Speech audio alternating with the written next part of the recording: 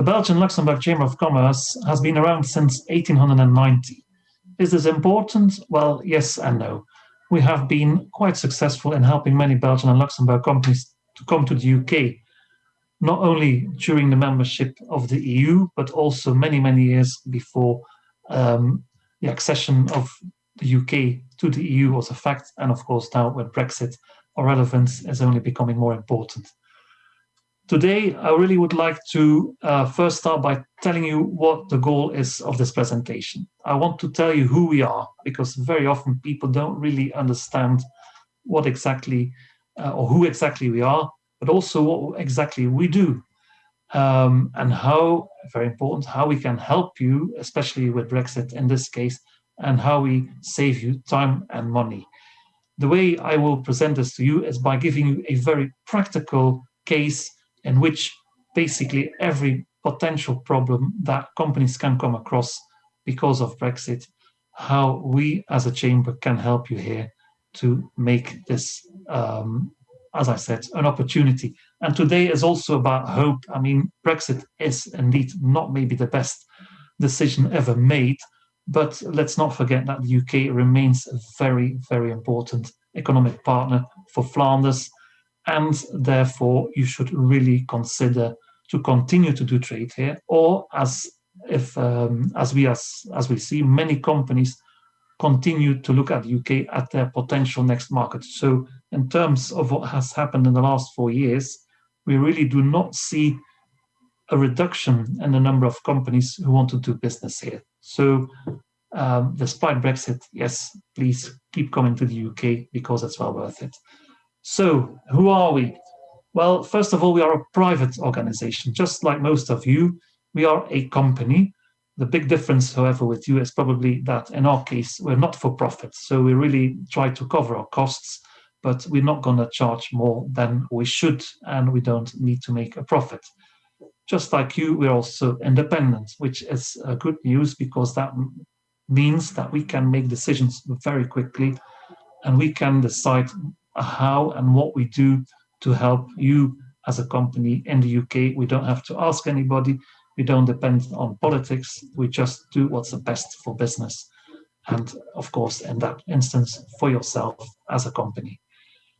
We are a membership organization. I think most chambers in the world are membership organizations. And that means we have a great network and a wonderful community of like-minded businesses who want to succeed here in the UK. We are, and that's also important, we are complementary with many other organizations, and in particular with Flanders Investment and Trade. As you know, Flanders Investment and Trade is a fantastic organization who will have helped you already an awful lot in many countries. However, they're not allowed or they can't do everything. And we have a gentleman's agreement with them that we basically will do the things they don't want to do, they can't do, they're not allowed to do. So that means that whilst you go to them for example, subsidies and market information, you will or you can come to us for the practical implementation of all your plans in the UK.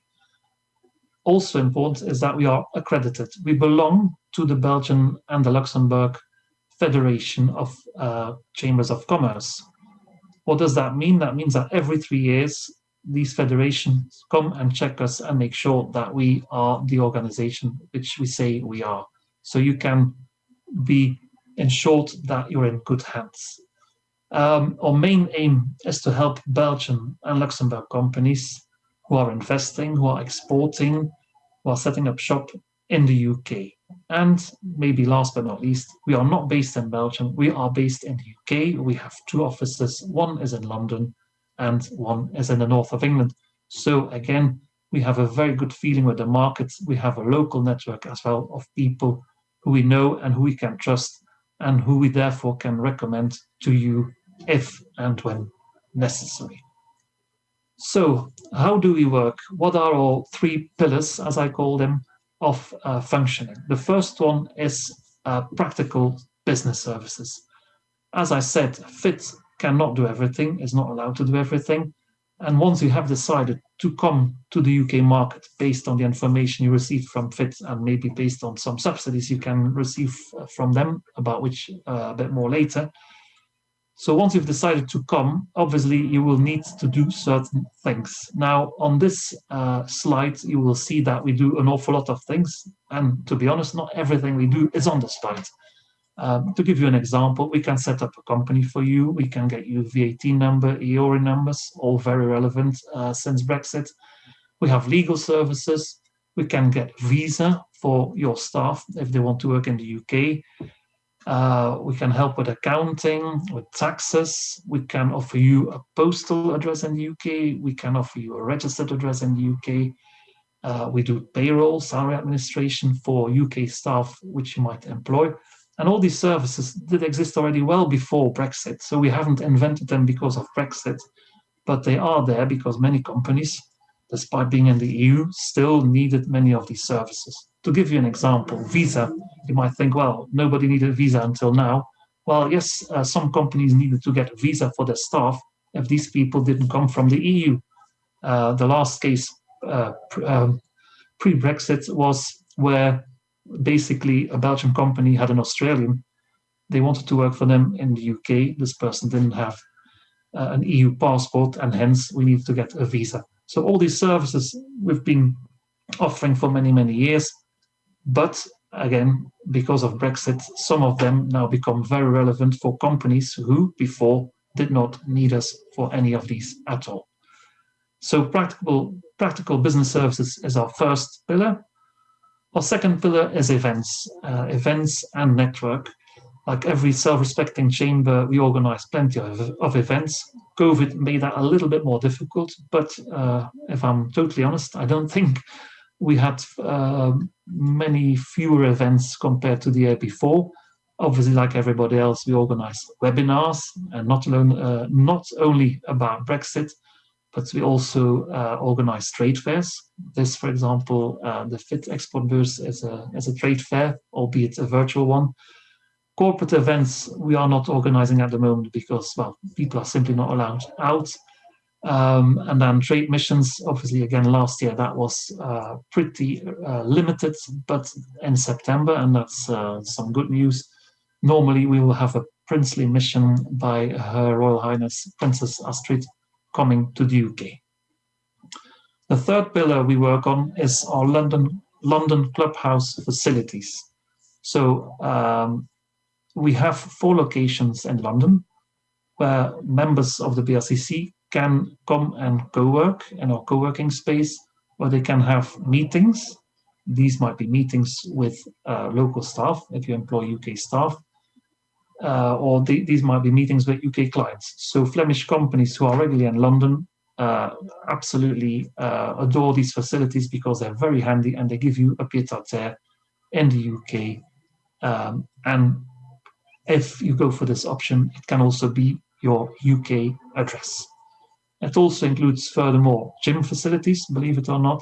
We have, in each of the locations, we also have a hotel, so you can stay there at reduced rates. And we have some restaurant and bar facilities as well. So these are the 3 pillars on which the BRCC is built, and which can be very, very useful in the framework of Brexit.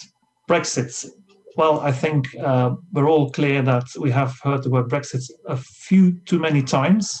However, I think it's important that as a Flemish company coming to the UK, you hear about our practical solutions. I am sure you have attended many webinars organized by organizations like FIT, and they are most useful, and by the British Embassy. But I thought it would be interesting for you to see a practical case in which we kind of cover most of the common issues and offer the most practical solutions to make sure that you can continue or you can start doing trade in the UK. So as you all know, no doubt, the main changes are the end of the free movement of goods, the end of free movement of people, import duties in certain cases, obviously because of the UK-EU deal, there shouldn't be too many import duties, but a lot depends, of course, on the origin of the products, packaging and labeling, standards and accreditation, in particular the CE label, which will be replaced by the UK CA label in the UK. Services which don't form part of the agreement also have certain and important consequences because of Brexit. E-commerce being one of the most difficult ones to deal with at the moment. And then good news, I always like to end the slide on good news.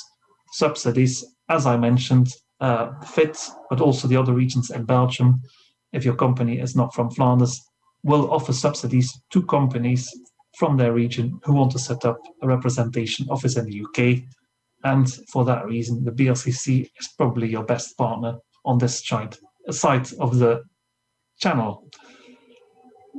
A practical case study. So what do I want to tell you? Well, basically, we have a case, a real life case, in which there is a Belgian company, the Belco, we'll call them, who sells and builds installation in the UK. So it's selling, as you probably do, but it does a bit more. It's also building installations in the UK, maybe something you don't do. And in order to make this all happen, it's shipping building materials and equipment to the UK to build the installation. It's sending over its own employees to the UK because only they have the specific know-how and knowledge to build this installation. They also bring over subcontractors from the EU. I call them third country subcontractors because for the UK, every other country in the world now is a third country. So whether that person comes from Japan, China, Portugal, or Belgium, it doesn't matter. They're all third countries. So they are sending over subcontractors to help them building the installation. And for certain more basic tasks, they are using UK-based subcontractors. So it's quite a complex case to start with. But moreover, they also offer maintenance contracts. So once they've built the installation, they also offer the buyer an annual maintenance contract. So a service, basically. In this case, the Belco has set up a UK establishment in the UK before Brexit with our help. So about 3 years ago, we set up this UK establishment, and therefore, let's say most things are already in place to make things a little bit easier. So the first thing, like every company, this Belco has to come to the UK to sell its goods. It doesn't have a local sales force. So that means the salesperson from Belgium catches the Eurostar or the Eurotunnel or the ferry and comes to the UK to visit potential clients. It also has to do site inspections because if they build the installation, they have to know where exactly this will take place. So they have plenty of meetings with UK people, whether it be the buyer, local authorities, etc. And importantly, they also need to give training to local subcontractors to make sure that these people understand what to do.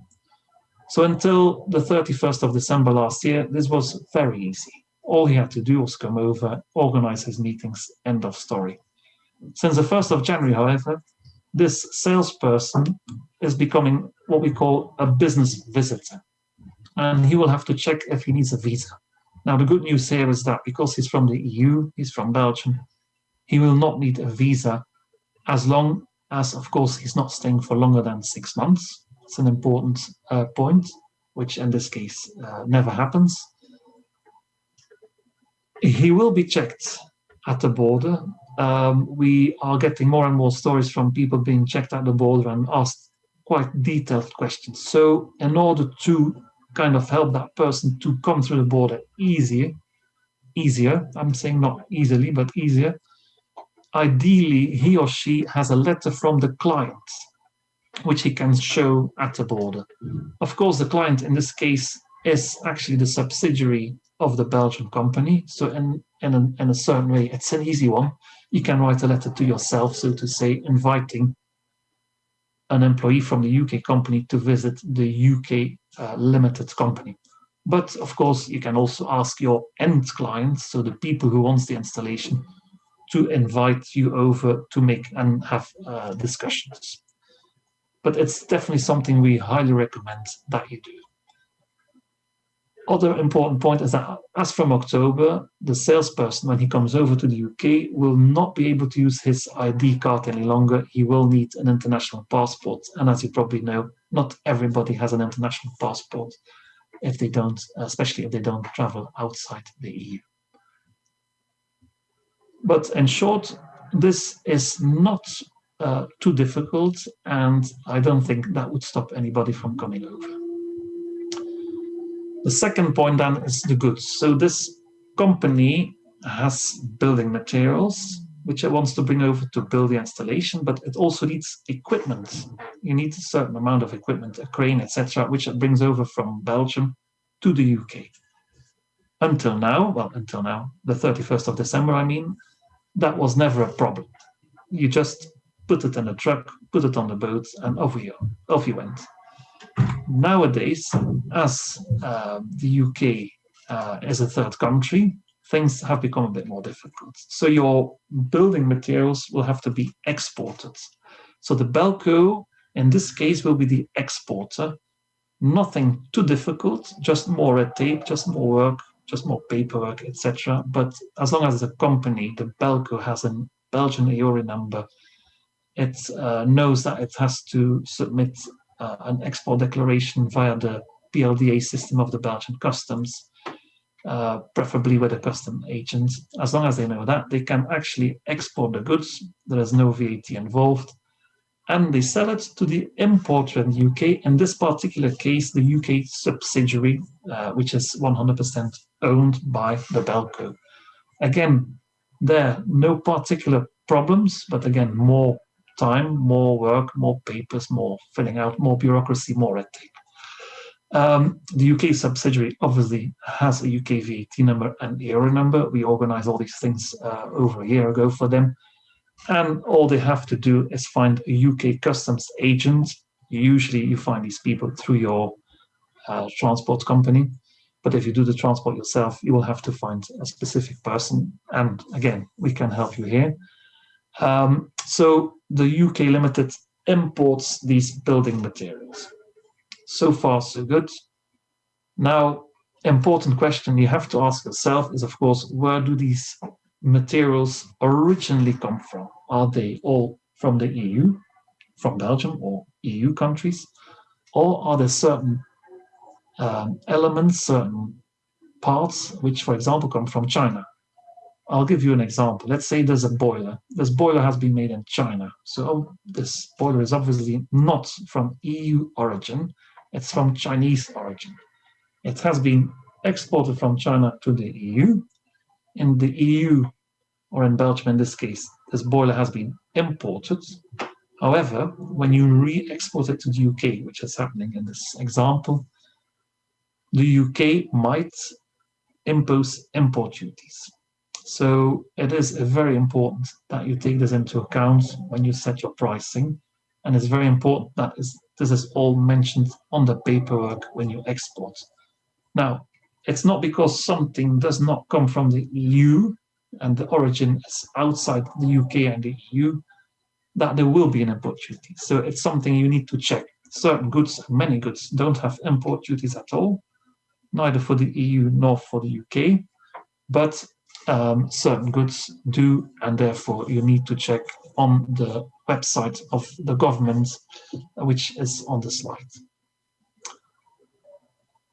Another element, as I just mentioned before, is then the equipment, the cranes, the tools, etc. Now, of course, the company is not exporting these tools. It wants these tools back. It's not leaving them in the UK. So there is not an export as such. And for that, the company will need to ask for an ATA carnet. That allows you to take all these tools and equipment to the UK without having all the export paperwork. And then, as long as you prove that you take everything back, you have no problems taking the goods there. Again, it's not ideal because we were all used to bring everything over and no questions asked. In this case, you have to do, again, some more paperwork, but it's perfectly possible. Another element which is which is going to become a problem later onwards for our Belco, is the accreditation and standards. We all know the CE label. The CE label has been accepted in the UK until the 31st of December. Since the 31st of December or the 1st of January, they have their own UKCA label. So at some point, thank God, not at the moment yet, but at some point, the Belco will have to make sure that its goods are also approved with the UKCA label. Otherwise, they will not be able to use these goods here. This again means that they will have to get approval from a UKCA approved provider. The good news here is that this is not coming into force until 22, maybe even until mid-23. Companies will be able to sell goods with CE labels in the UK. So we had our sales, we had our goods. So far, we've been able to do everything with a bit more effort, but we got there. The third part is the services. Obviously, the company is building or assembling this installation in the UK. Sometimes something might go wrong. They will need to come back to repair it. And as said in the example, they also offer a service contract, a maintenance contract, to make sure that the installation is looked after year after year and it keeps functioning the way it should. Now, in order to provide these services, the company, the Belco, has to bring its own employees because only they know exactly how these things are put together. They have the know-how. This is where things become a little bit more complicated and where we have sometimes trouble to explain to companies that this is the new way of working after Brexit. So these employees, whilst before they just all jumped in the van, went through the Eurotunnel and worked wherever in the UK they wanted, this is no longer possible at all. Because these people are not seen as business visitors. They come here to work, even if it's only temporary. So a lot of questions have to be looked at before these people can be sent over. We have to look at what exactly do they do. Do they fall within a category of exemptions and exceptions or not? Are they really workers who come to work here? How often do they come? Depending on whether this is going to be a regular thing or a one-off, again, different options and possibilities are on offer. How long do they come for? Very important. What are their qualifications? Also very important. And what is their salary? Again, one of the points which will determine what possible solution can be offered. So we also, we first of all looked at the intra-company visa because we thought, okay, you have the people working in the Belgian company, the Belco, and all they do really is go and work for the UK company, which would make it relatively easy. However, in order for a company to send staff to work for their local company, you need a level of salary which is £42,500. So in this case, for example, the people who build the installation do not earn that level of salary. So the intra-company visa is, in this case, not possible. Another possibility is temporary workers visa. So again, here we thought, okay, this is a possibility which we should look at. However, temporary workers are workers within certain sectors. It's a very limited list of people who will be considered as a temporary worker. For example, government workers are temporary workers. People in the creative industry can be temporary workers. They work for an orchestra. They have to play for the Berliner Philharmonic for 2 or 3 months or longer. No problem. They can be sent to Germany under temporary workers visa and vice versa. The German artist wants to come here and sing. These things are all possible. But in our case, building installations in the UK doesn't fall under temporary workers visa. So the only possibility we have here, and that's one of the reasons why, thank God, the Belco has a UK establishment, is a sponsored license. In other words, the UK company, and only the UK company, can and should in this case apply for a sponsored license, which allows it to employ workers from third countries. That's the basic thing. Now, once it has the sponsored license, it then can say to the workers who will come over and ask them to obtain a visa. So there's two stages here. There's a sponsored license, but once you have it, it lasts for 4 or 5 years. And then if you want to invite workers, in this case from the Belco, to come over, you can do so. And these people then obtain a visa and can work for the limited company building, in this instance, an installation. The second group is other third country people, subcontractors, but who are not employees of the Belco. So in that case, the intra-company option is totally impossible. And as we said, temporary workers is not a possibility in this case. So there, again, because the UK Limited has a sponsored license, it can invite people of these subcontractors, so employees who work for these subcontractors, to come and work for them in the UK, but not for the Belco, but as I said, the UK company. Then the third group of people who's involved in this particular contract are UK subcontractors. Now, these UK subcontractors obviously do not need a visa, so it's easy. That is one of the few things which remains as it was before. I added the construction industry scheme obligations. In the UK, if companies are in the construction industry and they are the contractor, which this Belco is, or this UK Limited is, then they need to be registered for the construction industry scheme, something which we did for them many years ago. But also this obligation, of course, remains in force, Brexit or not. So the question is, of course, are we going to send over all our staff, or shall we look for people in the UK who can do the job? With this example, we know that it's impossible because they do not have the right people in the UK to do the job. So one of the options we are looking at as well is to provide training to UK subcontractors, so that the only thing the Belgian company has to do is to send over people who inspect the works, people who sell the project in the first place, and then people who inspect the works and can make sure that things go well. And theoretically, that is all possible under the business visitor visa. I will keep you posted on that one. Another element which I want to touch, which is less related to the case study, but which is very important, is GDPR. Shortly, as from the 1st of 2021, UK GDPR is applicable instead of EU GDPR. But let's say that the key obligations, rights and principles all remain the same at this moment in time. So not too difficult. However, it is in principle compulsory to appoint a UK GDPR representative if you don't have an establishment in the UK.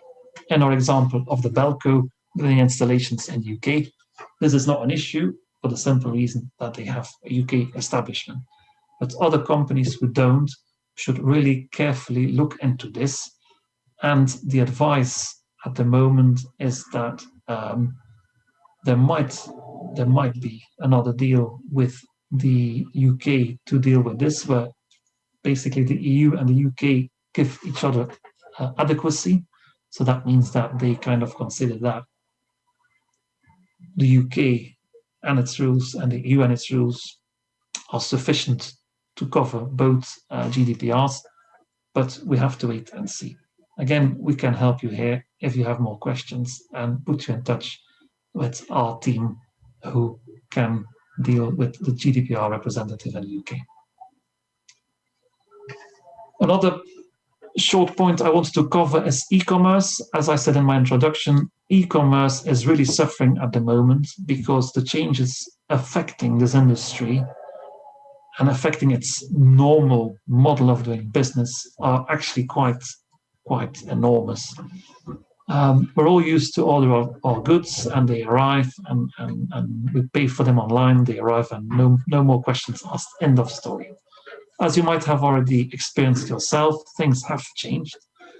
And in this case of e-commerce, we have to really look first at the value of the goods. So if you order something online and the value is more than £135 or €150, I believe, the goods which are sent to you, and I'm talking here about a British person receiving goods from Belgium, that person will get a knock on the door from DHL or UPS or DPD, and this courier will ask them to pay for the VAT, for import duties, and for administration costs before handing over the parcel. This is, of course, something nobody is used to. We are all used to receive a parcel. As I said, end of story. In Switzerland, it's different. In Switzerland, the Swiss are used that if they order goods from the EU online, they will only be able to get that parcel if they pay the courier all the costs related to the import. What's happening in reality now? Well, these rules are being applied by the couriers. Well, the couriers which are prepared. The other couriers have just stopped shipping to the UK for the time being until their systems are set up. But I'm just giving you the case of DHL and DPD now see that a lot of the parcels which arrive in the UK, and when they want to give it to the end customer refuses to pay because he says, well, I'm not paying extra for something I've ordered online. Result, all these goods go back to the warehouses, and the DPD warehouses are bursting with parcels. Anyway, again, these things will sort themselves out eventually, but it's a major difference for how we can do e-commerce. Another important element is if the consignment is less than £135 and a Belgian company ships the goods to the UK. Again, in this case, I'm just taking the example of an end client who is not a business, who doesn't have a VAT number. And this good is sold via an online market platform, which is usually the case. Then the Belgian web shop has to account for the UK sales VAT, so it needs a UK VAT number.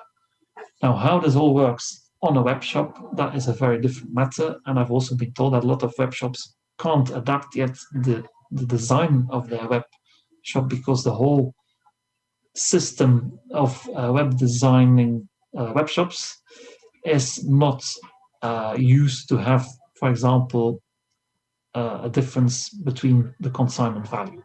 Anyway, these things will be solved, but I wanted to just mention it, that it's something where we can help again if need be. A last point, but I will not detail it. It's the legal impact of Brexit. So I am sure you all know that there's also a major legal impact because of Brexit on your contracts. We have a legal department, so if you have any questions about this, feel free to get in touch with our legal counsel, and we will help you with your contracts and other legal matters you want to discuss. So this brings me to the end of my presentation. Thank you very much for listening. The chat is open as far as I know, so if you have any questions, you can ask them now. If you prefer to ask them at another time, no problem. Feel free to email us. I've put the email addresses on the slides, or you can call us, or of course, you can Zoom us. But I am now ready to answer any questions you want to ask at this moment. Thank you.